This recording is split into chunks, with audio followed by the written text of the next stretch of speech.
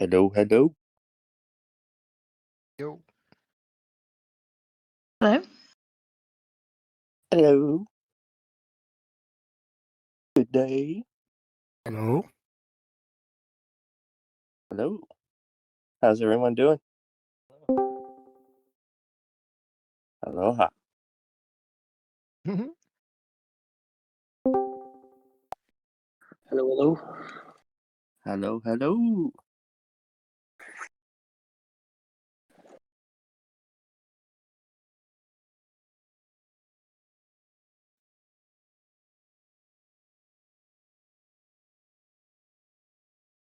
Good to see you, Go. See no mic today.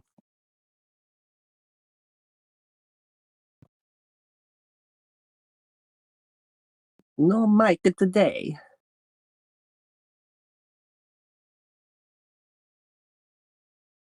How about Lux coming back, eh?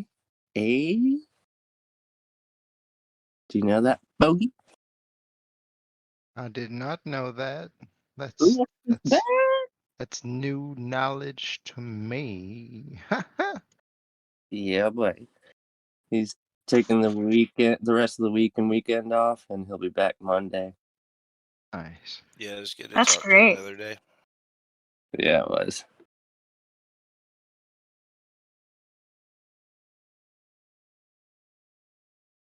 Is he going back to doing art compensation, or is it still going to be this Bulik? I don't know. I'm kind of just. I'm trying not to put any work on him and let him decide what he wants to do, kind of thing. Just because I know he's trying to balance things. Gotcha. Diogo, how are you doing? Hey, I'm good. A lot of work today, like yesterday, like I mentioned to you. But it's all good. Yeah, I've been exploring a little bit here your Discord. There's a lot going on. Yeah, a bit overwhelming at first, but yeah.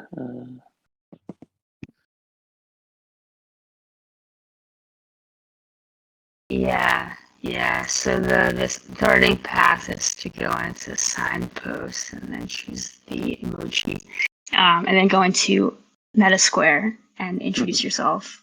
And the way we do it is we have these onboarding paths. So the first one that people take is called the Engaged Octo path, and we use the software called Quest Chains.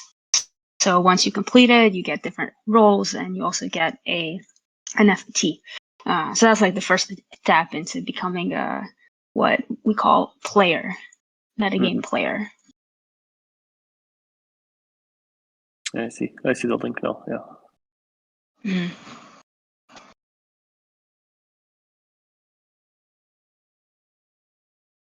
How's the weather in Portugal? Oh, it's great. I mean, it's very sunny. It's a little bit colder than last week, but it's still, we had almost 30 degrees last week. It was crazy. So Nice to see some people from Portugal, but from my side on Portugal is raining. So oh no, where are you now? I'm from Porto. From Porto. Yeah. Yeah. Here is quite nice. Yeah. Yeah, when I was in Portugal, it was raining, but the rain's interesting. Like, it doesn't rain hard. It rains just a little bit, then it's sunny. It rains a little bit, it's sunny. Yeah, but during East Porto, I'm not from Porto, so maybe Ricardo can say something a little bit more detailed. But there was like a weird event of just extreme rain for like 1 or 2 hours.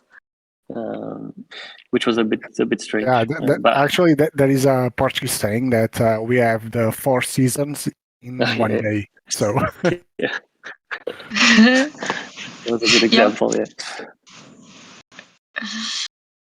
Ricardo, welcome. Thank you. Is this the first time that you're here? Yeah, actually, I'm with Andrew because I'm from the Quest of Evolution and he's going to participate. So I'm going to be here to assist him. And thank for the welcome on the Of metagame. course, yeah. I saw you're also in the ETH Porto server. Cool. Yeah. Actually, I couldn't join ETH Porto. I was invited to be a volunteer, but I couldn't join because we were in a rush to launch our first crypto novel. But yeah, sadly, I couldn't join ETH Porto. Oh yeah. Well, I'm excited to hear about Quest of Evolution too. Yeah. As a writer, I'm very excited about what you guys are doing.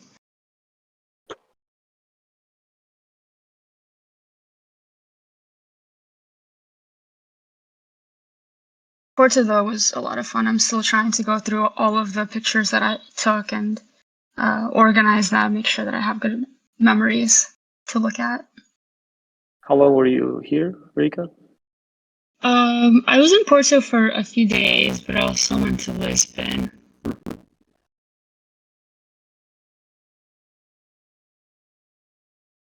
So I have a lot of photos, too many.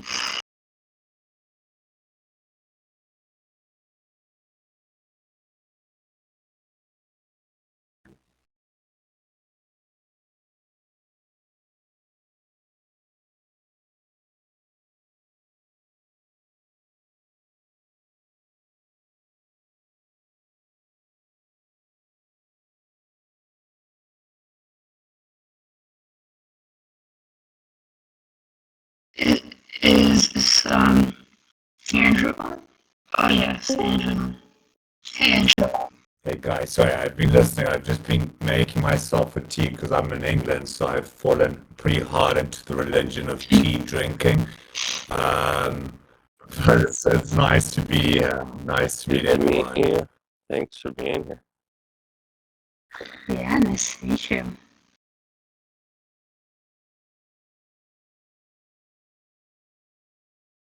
Welcome, team. This is my OG community call, the Meta Fam. What's happening, Jay, from that?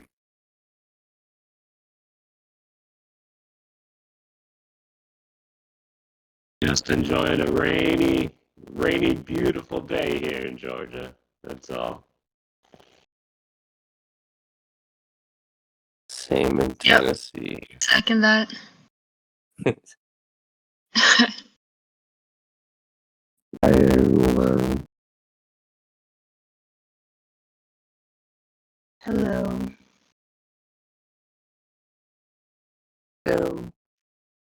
So how spread out is the community in terms of geographically?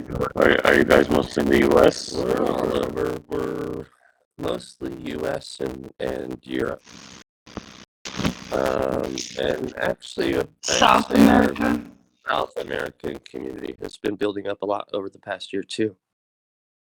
Cool. Yeah, we have Vanessa on the line, who's in Venezuela. Is Jose on here as well? Doesn't look like it. Yeah, so they're both in Venezuela. We have a community member from Argentina.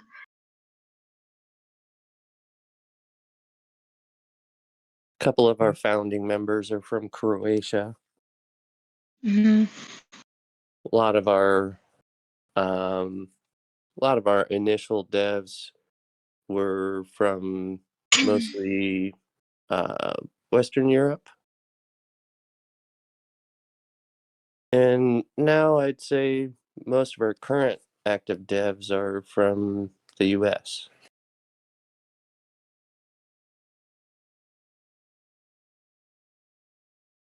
Yep, we're putting on a conference in Croatia in August. It's called Metafest. Nice.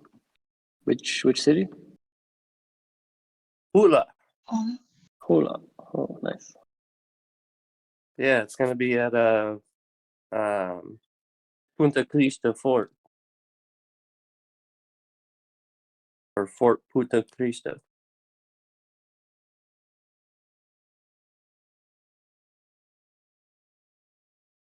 Very cool venue. In a castle.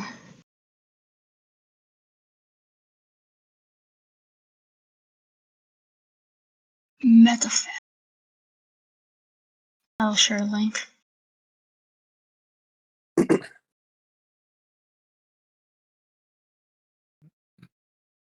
Okay, link shared. Nice. Yeah, that's gonna be a lot of fun. Yeah, I just noticed the tagline says a bit of a conference, a bit of a festival, plus a shitload of fun. Yeah. That venue looks insane. Yes, it is. I was watching some videos of some other festivals. I've been, trying to write like these different riddles and stuff for our Infinity Keys puzzle that we're gonna put out for this. And so I've been learning a lot about this fort and about what goes on there. And apparently, it's really big on festivals, music festivals, and stuff now. And apparently, one of their biggest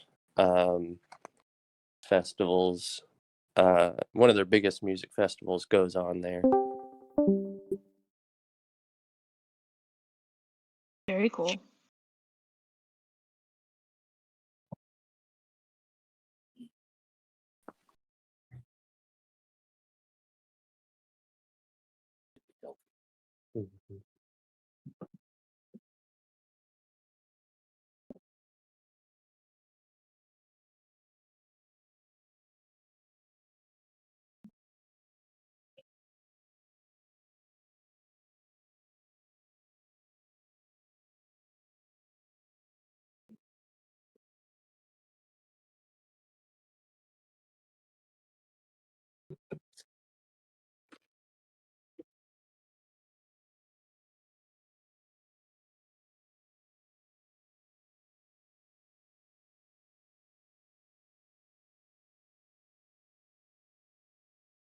It's a pretty relaxed community call.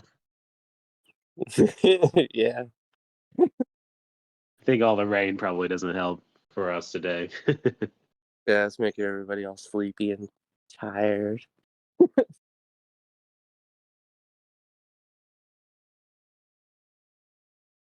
Bogey, what you been up to today? Anything fun? Co, I see you in here lurking. Co's mic isn't working today. Dang.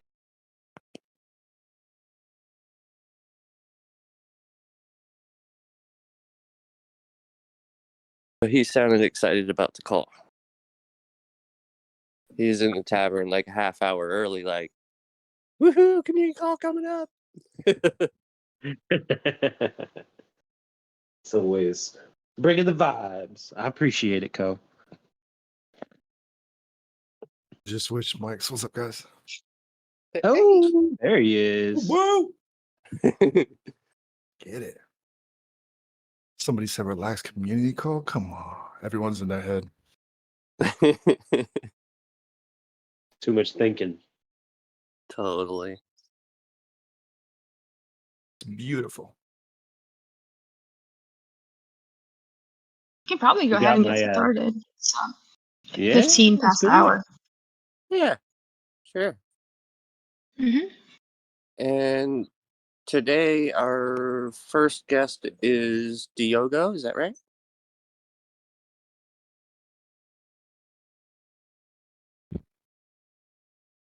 I believe.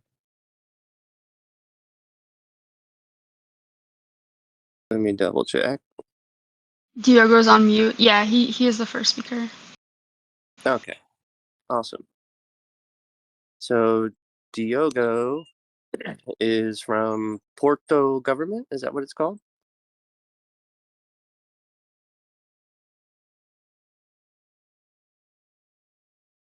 Let me make sure Diogo has speaker role. He does, okay.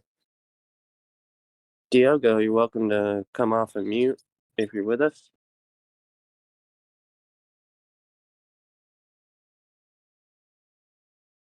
Maybe he's making tea. Maybe he was talking earlier. He must have stepped away. Yeah.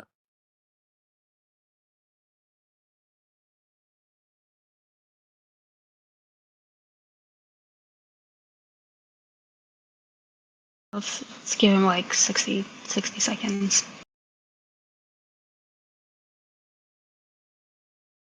Yeah, if not, we'll let the other guest hop on, and then maybe Diogo go after. Yeah, Andrew can talk first, and then Diogo. But yeah, we'll give him a minute. Diogo did want to talk first, though, so maybe he needs to hop off sooner. So hopefully he comes back.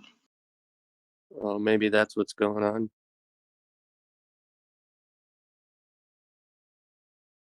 Mm.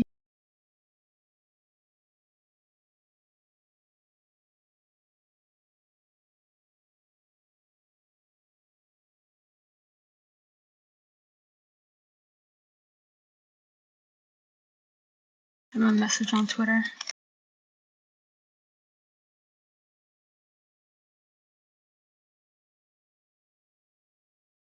Mm.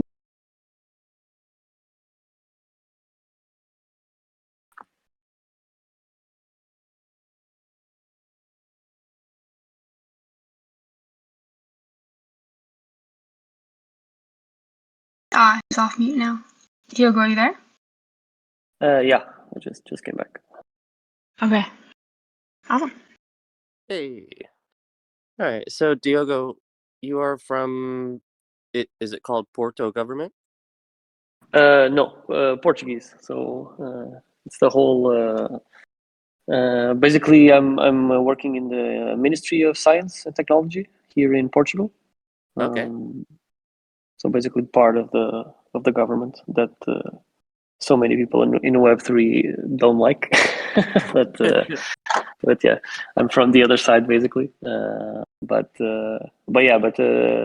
regarding the Web3 world and Web3 tools, I've been involved more at a personal level. But now, since I'm connected with kind of a bigger institution, it's also nice to see ways where we can, bring these more exotic tools to more traditional systems.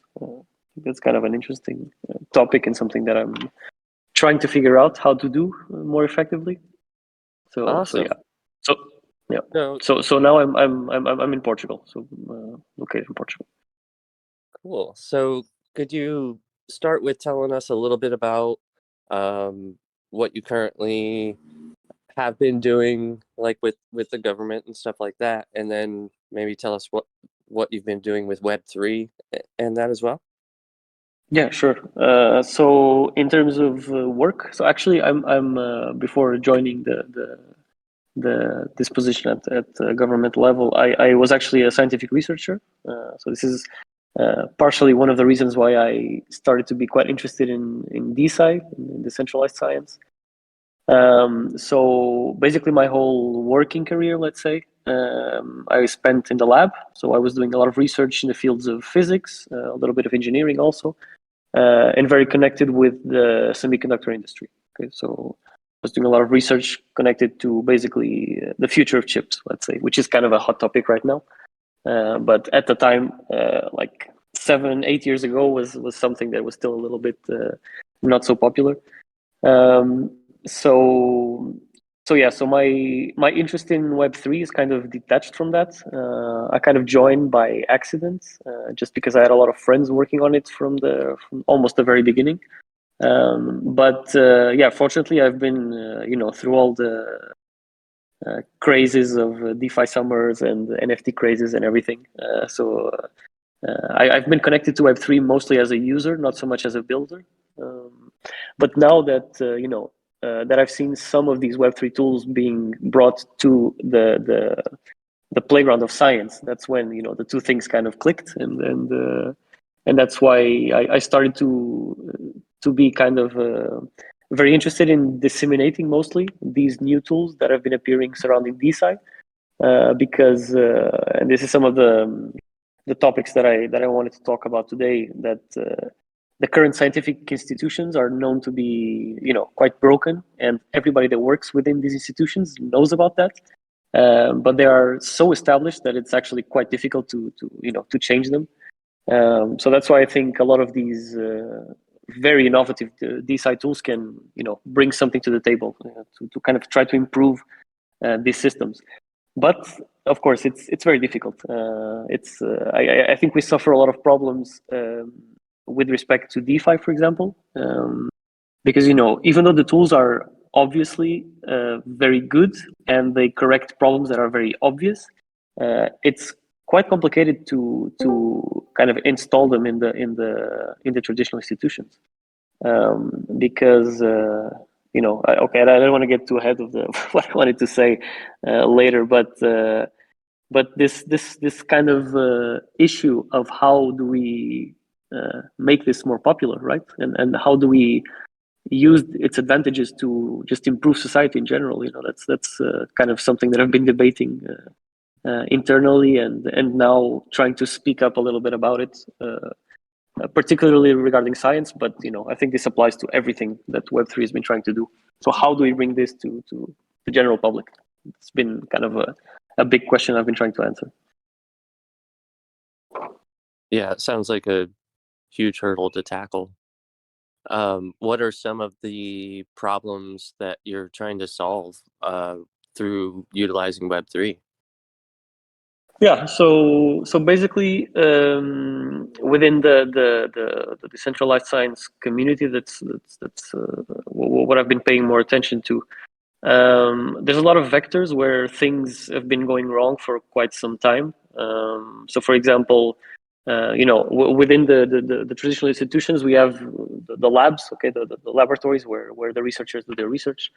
Normally, their only income or their only source of funding is through public or private agencies. Okay, so normally we have these big public agencies that every year distribute grants to these labs. But we can also have just big companies providing money for very specific projects. So we have these two kind of avenues for labs to get money.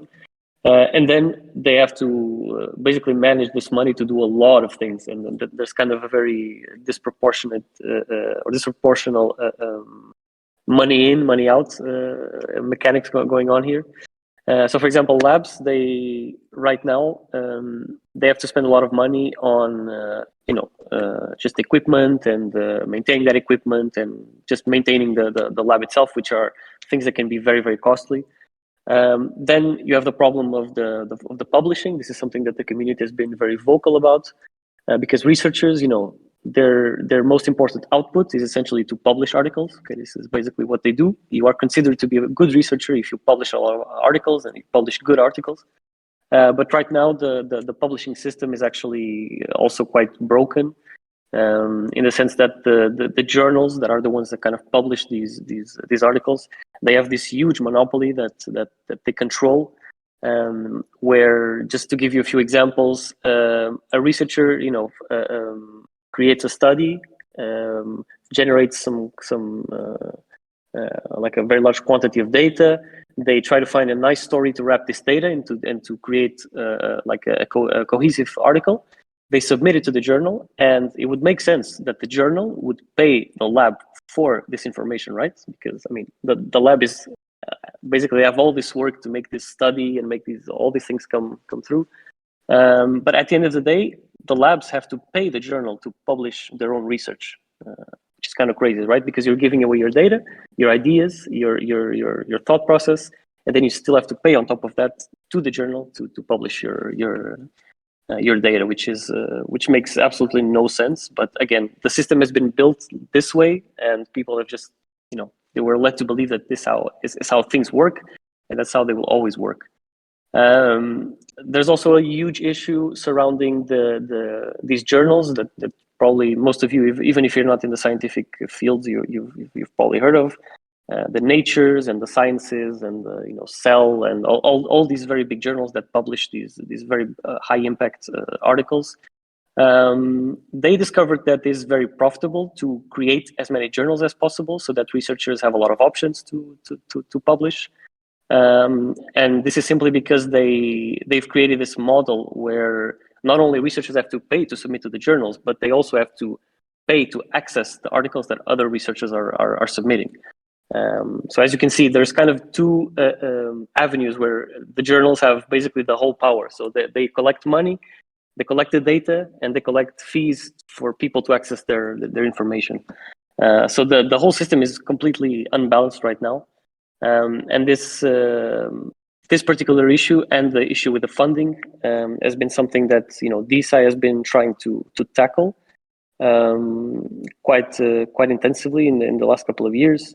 Particularly on the funding side, this has been quite interesting because Web3 is particularly good at fund management and dealing with the way we deal with money, essentially. And so there's been quite some very exciting and new options on how to fund research. So there's been a lot of DAOs recently that have appeared, that most of them are actually interested in covering very particular areas of science. So one example that I normally give, because they were kind of the pioneers in this field, is Vita DAO, that probably some of you have heard about. So they've been basically trying to fund research regarding longevity and extension of the human life. And they've been basically trying to use some of the potential of Web3 tools to allow funding outside of the traditional ways. Okay, so that researchers don't have to wait, a full year for a grant that comes from a public institution, and they can just access these DAOs for funding. They can get the funding quite fast. Everything is very transparent. The way the projects are selected, the way the data is published, the way all the funds within this process are managed. So this is one particular example where I think we'll see a lot of advances in the next couple of years. And the tools, again, like I mentioned in the beginning, these tools, for example, for funding are clearly much better than what we have now within the traditional institutions. But it's very, very difficult to, kind of implementing them at scale. Especially because, and this is one of the criticisms that I've been giving in some of the talks that I had recently, that researchers in the traditional institutions have no idea that DeSci is happening, which is crazy. Because all these tools that are being developed, they are being developed by a somewhat closed community that is very focused on Web3. But the tools are for the researchers, but the researchers are not at all involved in the process of making these tools, which, again, I think it's complete nonsense. So there's this kind of detachment between the people that are making the tools and the people that will use the tools that I think needs to be bridged. And I think this is one of the big problems that Web3 is facing right now. We're still not capable of kind of building this bridge between the two worlds. So I don't know. I wanted to discuss a little bit the topic with the people here to kind of know if people have any ideas or if they know where things are failing. I think maybe one of the big problems from the start is the fact that the tools are very complicated. Even if their goal is simple to understand, the tools themselves are very difficult to use. And I think this is a job that, again, the Web3 community, it's their duty to make the tools as simple as possible, so that people that have no idea what Web3 is, they can be interested in them. Because if I tell you that, yeah, you can get funding for your research in 2 weeks, fantastic. But you have to access this DAO, you have to put some money in the blockchain, you need to get some governance tokens in return, and people will lose interest in like 2 minutes. So I think there's a lot of work in this regard. But I'd like to hear, if anybody has any opinion on this, on how we can better bridge these two worlds. It's kind of an interesting topic. Diogo, can I make you a question? Sure, of course.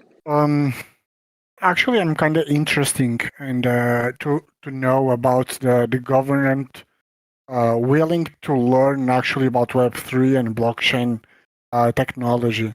Because one of the things that is called transparency, and you are Portuguese as me, and we are kind of lack of that in our government, I believe. So I really would love to know, like, there really and huge interest around these, and if they are kind of make it difficult for the mass adoption in Portugal, or it's just like a matter of time.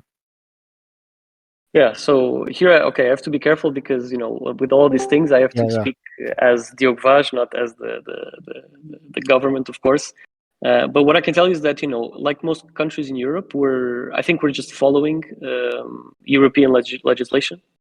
So we're not let's say for now, taking any particular moves on saying that, okay, things will work like this or like that in Portugal. We're just simply waiting to see what the moves that Europe makes. But within here the ecosystem, we've been hearing ideas about stuff that people want to try to push. So it's not like we are not interested, because we are, and me particularly, because I've been involved so much in the Web3 community.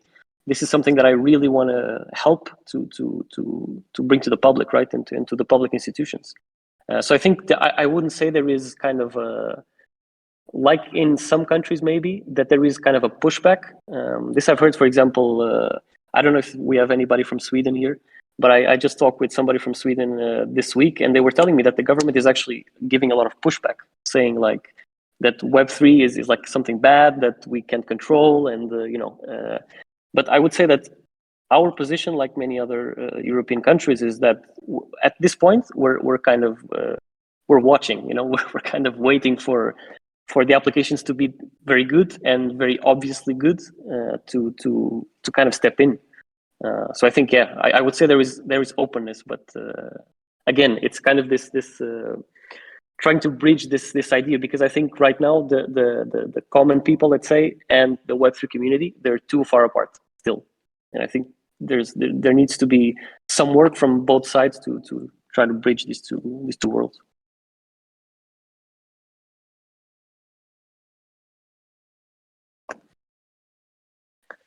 So I don't know if there's anybody else that has comments regarding this problem of bridging the two worlds. I think this is quite transversal, right? Not only to science, but to literally everything that Web3 is trying to do.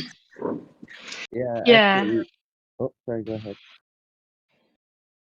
You sure? I don't know who was just talking. Sorry.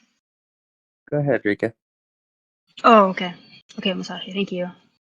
I was gonna say I think this is a social problem, right? Because we have people, two very different types of people, some of which can be on the extreme. So traditional people in industries, whether it's science or law or policy, they're so accustomed to their job and the processes, and they're also just so incredibly busy. It's difficult to have to learn something new. Like, it's really challenging. And then on the other hand, you have DeSci and DeFi and just in general Web3 that also has a problem with ideology and not wanting to find a common ground. So yeah, there seems to be this social issue of how can people come to work together and to find compromises, because someone's going to have to give up something on both sides. Yeah, but I still think that the let's say on the tool making part, I think the Web3 community has been doing a really good job, because we've been seeing a lot of new tools and a lot of really cool developments. But I know, for example, look at the rise of social media. Social media, they already had kind of the infrastructure they needed to grow, and that infrastructure was the internet, right? So I think our problem is not so much as the infrastructure that we need to grow, because that already exists. I think it's maybe, yeah, like you're saying, new ways of making it fun. I don't know, easy, accessible. I think for now we're completely missing that. I think it's the opposite. It's all these tools that are great. They're just, people don't want to touch them because they're complicated. They're I don't know. I think that's kind of something obvious that should be fixed. But yeah, maybe the methodology to fix it is not that easy.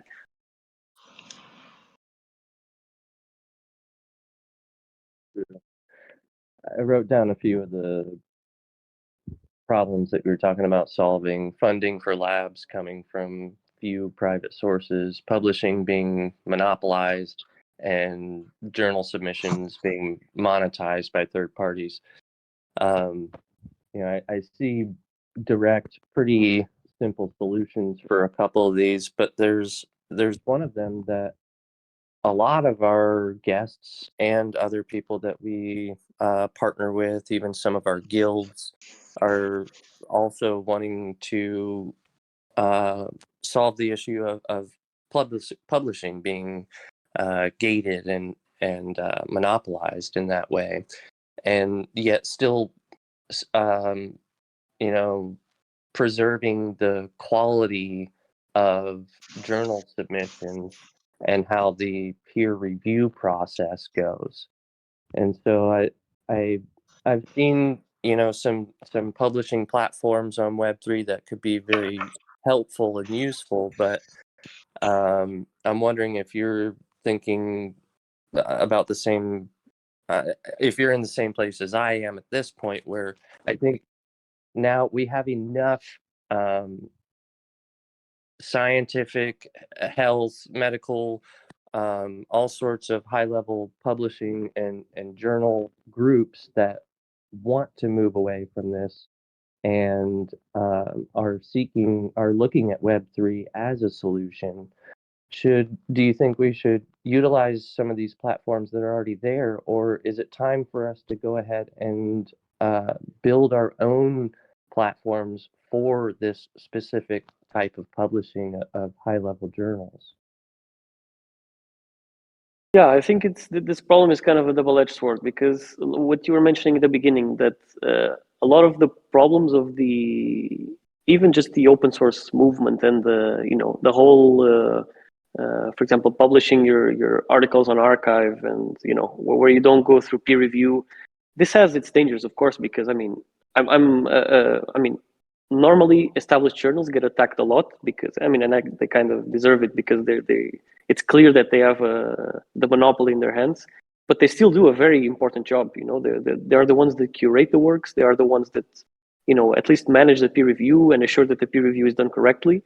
And this, of course, is extremely important, because you can't just have random articles just popping out of nowhere in random journals that nobody controls.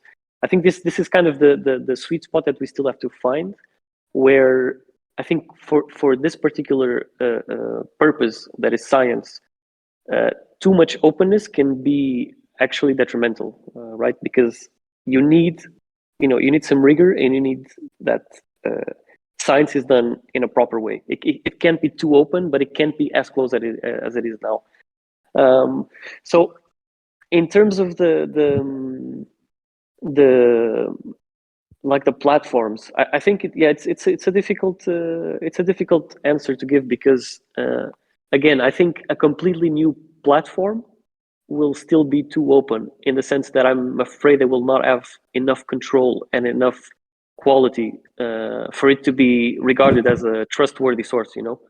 Because what the monopoly that, or what these journals have, these very big journals, at least it's not 100% correct, of course, but that a great majority of articles there, they're high quality, and the data has been put to test, and that's very, very important. And I think as long as a Web3 tool cannot reproduce this quality and assure the community that there is quality, I think it's going to be difficult.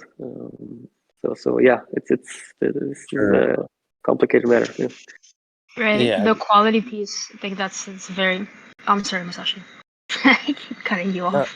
No, go ahead. I think the quality piece is definitely very important. We also work with other industries like legal. So we have a project with the DAO Research Collective, which is trying to bridge the gap with traditional policy and Web3 policy, trying to influence it. And they've vocalized the same issue, like policymakers and legal researchers and academics, like they are concerned about quality. So we need to figure out how to create less randomness.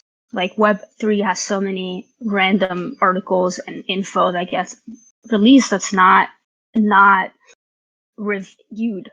And I think that's one of the big challenges that we're going to have to overcome in order for people in these traditional industries who have a certain quality threshold to take us more seriously. Yeah, and I've even given like the example of again the best of both worlds. In some talks I mentioned this idea of the Trojan horse. You know that you go to the established publishers, you know, these huge journals, and you just kind of give them, you know, very simple solutions made out of Web3 ideas to try to, you know, just get in, and then from within try to grow and try to kind of change it from the center, instead of just building something next to it that may or may not be better. Try to change the traditional institutions. But again, of course, that's also kind of debatable if it's an effective way of doing things, because you know there's a lot of tradition is a tough thing, right? It's something complicated to turn. Well, and that's where people like you come in, and it's nice that you're not locked to doing either or. You can do both. You can be working from within like you are, trying to make change, while also building side by side an existing system that can replace it if necessary. But all the while, and this was what I was going to suggest earlier, was that maybe the next step is that we do start building a side-by-side system. We start utilizing the current tech, maybe starting to build our own tech, and we get working groups together so that we are already understanding the tech to a level where we already understand how to utilize it in a way that preserves the quality, preserves the proper curation while taking out malicious actors in the process. And then when it's time to either affect change from within, we've got that kind of under control. We understand, we've been utilizing it already, and we already have a framework and system down that works. And if not, fine. When that system is ready to collapse and it needs a new one, we'll have it ready. Yeah, 100%. I think that's probably the best way to go.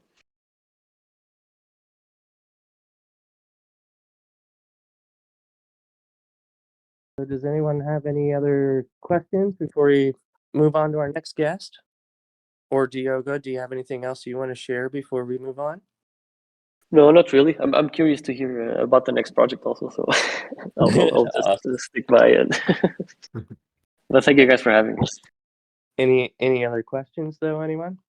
Welcome to speak on voice or text it in the channel, and I'll speak it for you if you want.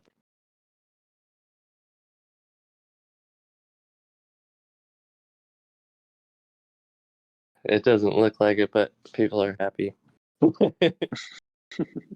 Diogo, thank you. No problem. Thank you guys. Really appreciate what you're doing, and appreciate you not just exiting the force that you're in, but trying to affect change from within. We really, really need that and really appreciate that. Some of us have just took a walk, and that's okay. But it takes a stronger individual.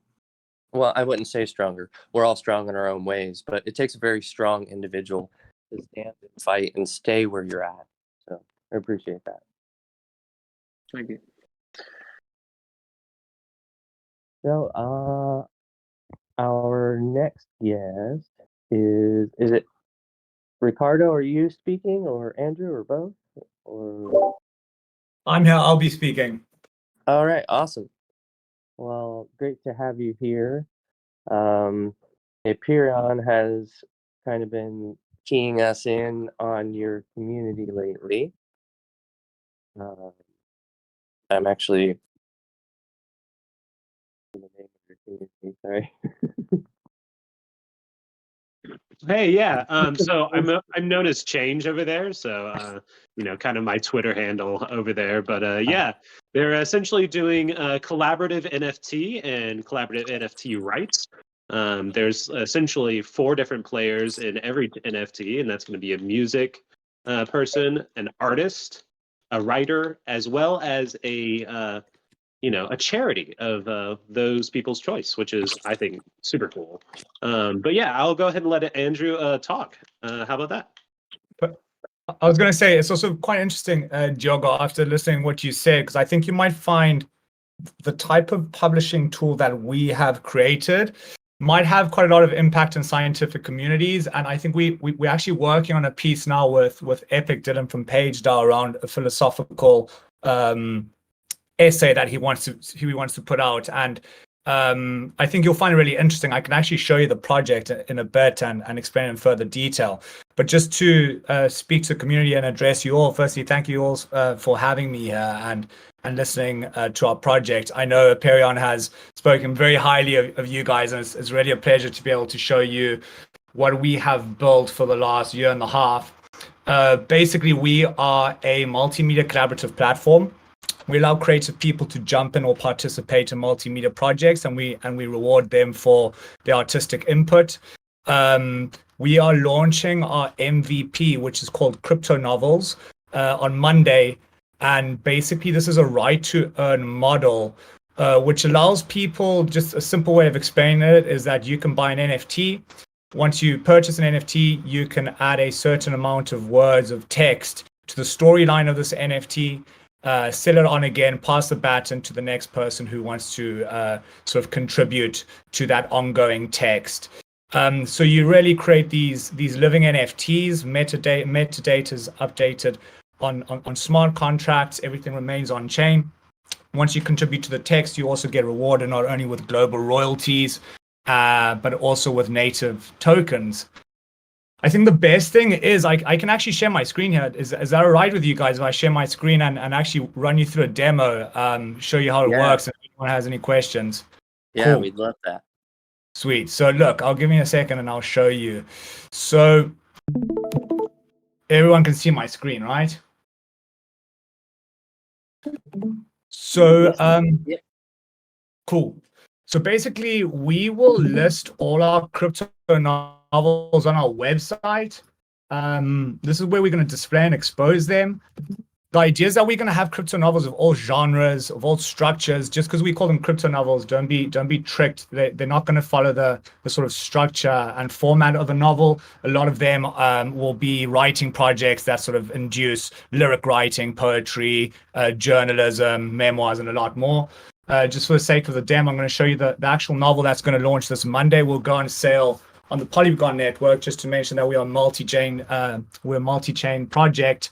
We have built out several smart contracts. Our tokens built in Moonbeam, and so we use a GMP protocol to be able to send those tokens to different chains, allowing us to be multi-chain and launch different projects and different EVM-compatible blockchains. But anyway, the Oracle's Verse will launch on OpenSea on the Polygon network. What you're looking at right now are the different characters of this particular novel. These are your multimedia NFTs. The way it works is that they are all created by three really important artists that we call architects, and they cover three different artistic fields: music, visual art, and writing. Furthermore, we also assign a charity to each novel, where we'll donate a percentage of royalties perpetually to them. We will also spotlight the artists we work with. And the way it really works is once you go into these multimedia NFTs, as you can see, this is what the architects create. It's a soundtrack, visual element, and an initial paragraph. We call these all sparks, spark and inspire people. When you purchase this on a marketplace, you will be granted access to add a set amount of words. I can actually jump to my backend and show you guys how it works. So if I purchase this frog Salomon, I'll be able to connect with my MetaMask wallet. Oh, I'm not the owner of this asset. Let's just swap wallets 1 second. Show you guys that it actually works. Let's see if that works. So these are all my demo contributions. They're one-worders, but this particular novel or NFT has 200 words you can add of text. So I'd connect my MetaMask wallet. Let's say, oh, I'm not the owner of this asset. Oh, gosh. Okay, well, anyway, if I am the owner of this asset, I'll be granted access to add 200 words to this text. Once I publish it or solidify it for good on the blockchain, won't be able to be canceled, won't be able to be edited. Once I do that, I can actually go and redeem my tokens and my royalties. So there's a redeem function that we have here. Once I've actually published that, I'll be able to redeem royalties. In this case, it's Glimmer because it's on the Moonbeam network, and our QEV token. And so that's basically how it works. That's a right to earn mod of all of it. I found what Diogo said very interesting, because we are releasing a novel called Worldview Ethics, and this is something we call a knowledge-based hypergraph. So we just use this initial structure to try use it in different fields and different industries. And in this particular case, we're trying to pool as much knowledge towards a scientific or philosophical topic, and this way get people's sort of approaches, opinions, and views on certain topics. So very interesting way to be able to apply the platform. So yeah, I don't know if you guys have any questions, if this all seems interesting to you all. Diogo, I don't know if this is also a bit helpful for your whole publishing point you made. Yeah, love to hear. It is very cool. Yeah, like, smart digital payments is super interesting. Totally. Does anyone have any questions? I'm sure somebody's got to have a question here. Maybe I can start also. Just sorry, Rika. No, please go ahead, Diogo. No, I was just I think that the tool looks very, very interesting. It's a super cool concept that actually I it's something that I haven't seen before. I don't know if something else like this already exists or not, but it's quite interesting. I was wondering again, like in the lines of what we were discussing before, is there any quality control in terms of what you write, or is that even not kind of a thing, or is that not even necessary? Because I guess you can write literally anything to get something back after, right? I can just go and write blah blah blah blah blah blah, and that's it. Absolutely. Like, there's no quality control whatsoever. Like, it's completely decentralized in the sense that anyone can participate.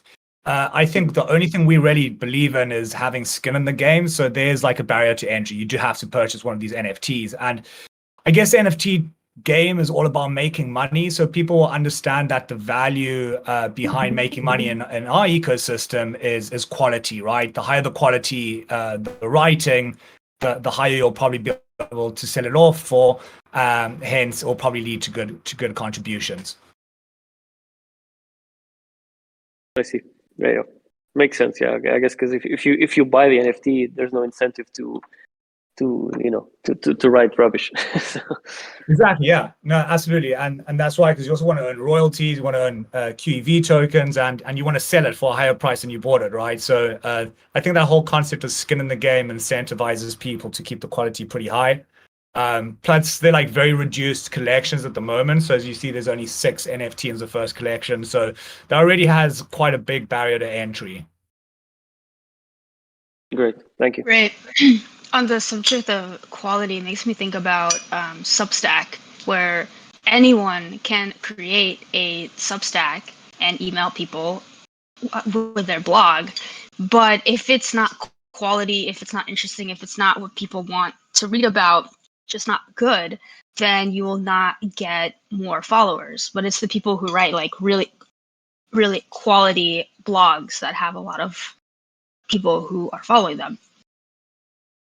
It's amazing you say that, because we actually had a conversation recently with one of our advisors that called this a sort of 4-dimensional Substack, and it's totally the right way to think of it. I think at the moment, just because it's our MVP, we curating the initial novels just to keep that initial quality up, but the overall vision is to open up the platform for anyone to use and create their own crypto novels. We're trying to make something a bit multi-sensory, so we really believe in like these peripheral cues to inspire people to write coherent collaboration, or and collaborate in coherent storylines. But yeah, that's exactly the right way, Rika, that we're trying to take the project.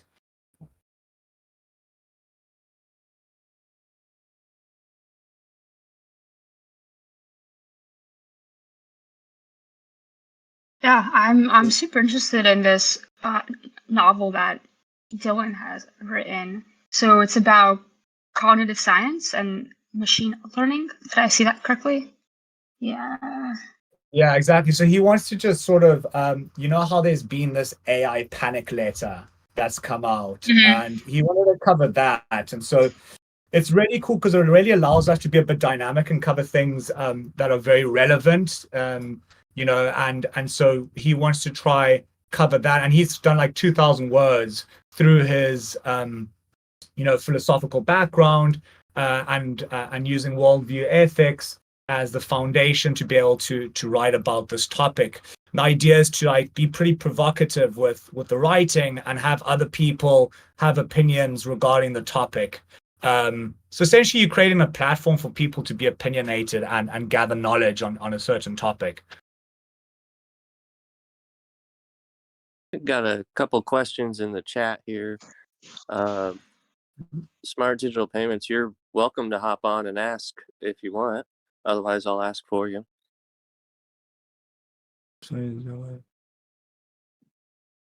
Okay, so yeah, we have different writing models. That's a good question. We have this first novel is an infinite novel, meaning that there's an infinite amount of entries you can add per NFT, meaning that our great grandchildren may still be writing the story of Solomon.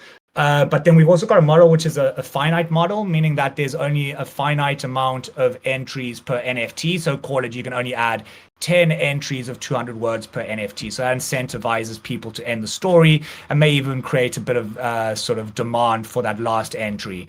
And we playing around with other models. We've got a chain model, which means that I cannot edit the second NFT until the previous finite NFT has been completed. So you literally create this chain of chapters within a story. And all of these we're going to try launch in the next 2 months. We've already got novels curated. And yeah, so from Monday onwards is when we're really going to start launching as many of them as we possibly can.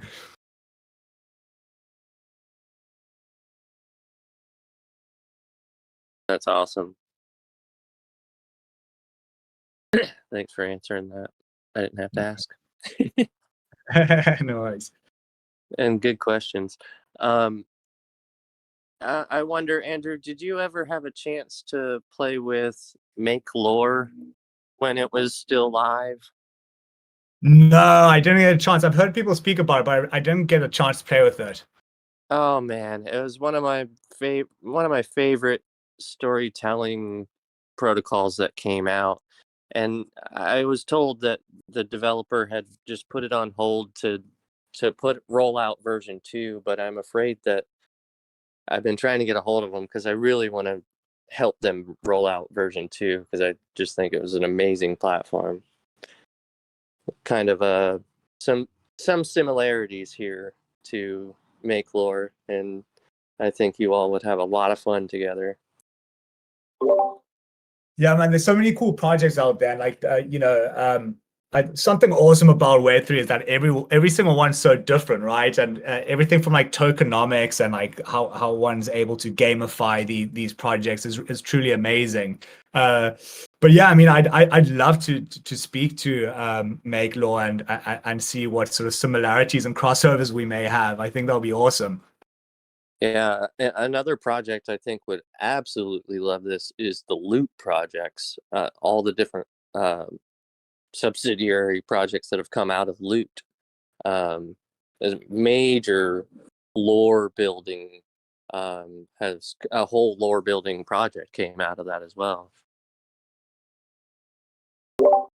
It's cool to know like what the true benefits of the sort of community building, decentralized IP building is, and like our overall vision is to be able to, who knows, maybe random people around the globe are going to collaborate in these stories and create something really interesting and awesome, and the minimum that someone wants to license the IP rights, like we've got the key to that, right? So the idea is that we create these IP vessels, and super interesting to see again what companies and DAOs are doing around the globe, and we speak to many of them. One of our advisors runs something called the Law Machine. He was going to initially do a decentralized sort of platform that allows people to use AI for storytelling capabilities, and they're exactly doing that. They're sort of bringing old literature to life using AI. And it's sort of like the perfect timing to do this because AI does assist so many people when it comes to being creative, particularly in writing. And so you'll find that, the minimum someone isn't exactly the most talented writer, they'll be able to really bring their creativity to life with the assistance of AI. And so you'll find that people will be much more willing to jump into these projects and make them work.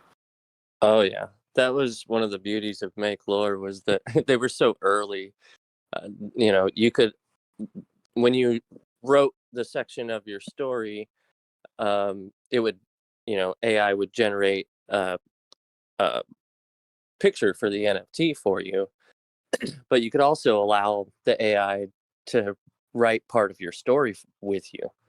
So it was kind of fun in that regard, but also each NFT, each story block, you could split off of any story at any point in the story, at any story block.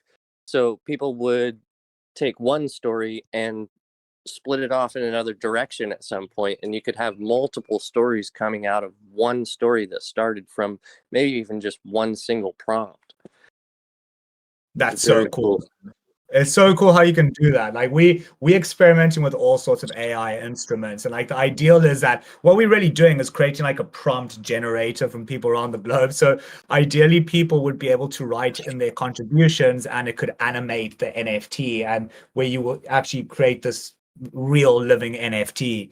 And we're also looking at things like how we can add that AI assisted text box and the rest. So it's such an interesting time for storytellers as well as just IP builders in general. Yeah, and that's cool to be bringing in those prompt templates there, because that really, AI art, the art of it really is the prompting. So that's really cool. You're even more empowering the community, not just with the AI, but with those prompts. Not to shill another community, but just another community that would probably love connecting with you is Planet Quest. It's a NFT project entirely built on the community writing out these massive intergalactic storylines. It's quite amazing, and I think they would love getting in touch with you all as well. Thank you so much, man. I've got all these down. Like I'm definitely going to be firing at them after the call. Good. They're wonderful projects that would probably love collaborating. Thank you so much, man. Thank you. Are there any other questions from the group? These are great projects to be teamed up together. I wasn't sure if we had a good match this week, but actually y'all matched perfectly. Yeah, actually, if I can just add something, I think what you mentioned, Andrew, at the beginning, that about the scientific publishing, I think there's something here also quite interesting regarding the continuation that you give to stories that other people told before, because this is exactly how science works right now. Because when you write a paper, when you write like any piece of science, you normally have to cite what other people did before. So in some sense, this is kind of the same thing, but way more efficiently, actually, because you can tell kind of this continuous story that can just be, build upon new data that people keep collecting based on the previous information. So I think there's definitely, a lot of possible, very, I would call it still very exploratory applications of this towards science even. Yeah. I think it was very, very interesting. Absolutely, and that's like the cool thing. I think we've done right, because we started with like an MVP, which is all around storytelling, but we understand that this could be a potential very strong tool in many different industries, well, around writing in general, right? Like we also experimenting with writing and journalism and memoirs. It's something that I think can be extended to many different fields that require writing. Not to mention also we trying to. I mean, we have so many different ways we can take this, but we're also trying to develop the way people can collaborate with music and visual arts. Although, as you can imagine, the implications that has on smart contract and metadata, I don't think can be supported in our timeline right now. But yeah, so there's so many things that we can apply the project to.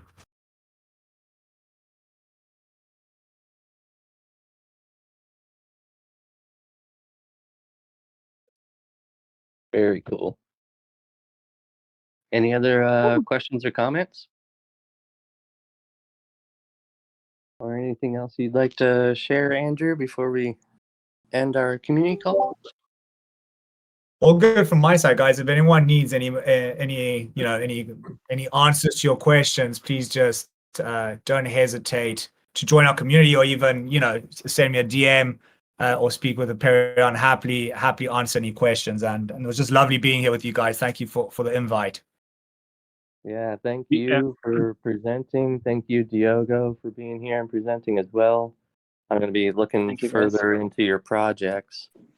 I was about to remind you, Diogo, to drop your links, and for everyone else, a little further up, Aperion dropped the Quest of Evolution links as well. Andrew, you're welcome to drop any links you want in the chat, including your own Twitter if you want people to follow what you're doing. Thanks so much, man. We'll do.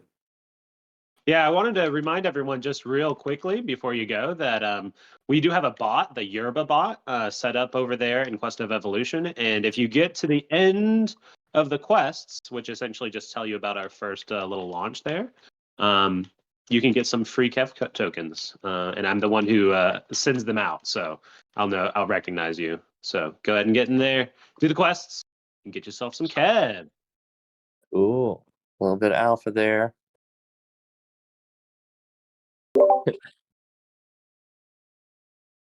All right. Well, I think that pretty much concludes our call. Thanks everybody for coming. Yes. Always thank you so much. Thank you so much. Have a good weekend, everyone. You too. Have a good weekend, Guys, guys. thank you. Thank you. Bye. See ya.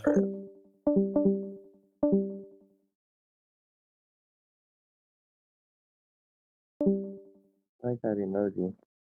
Cool. Yay. Where'd that come from?